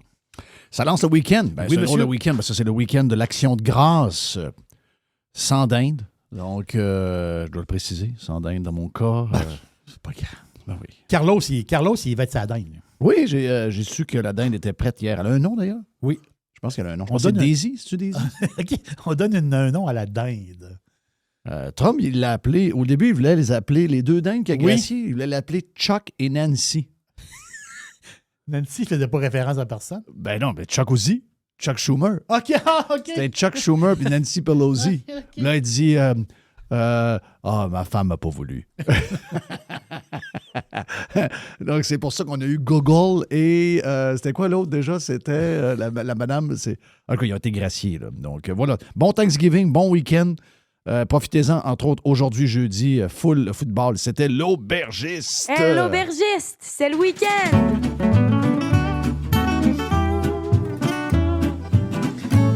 Oui, j'ai soif. Pirate.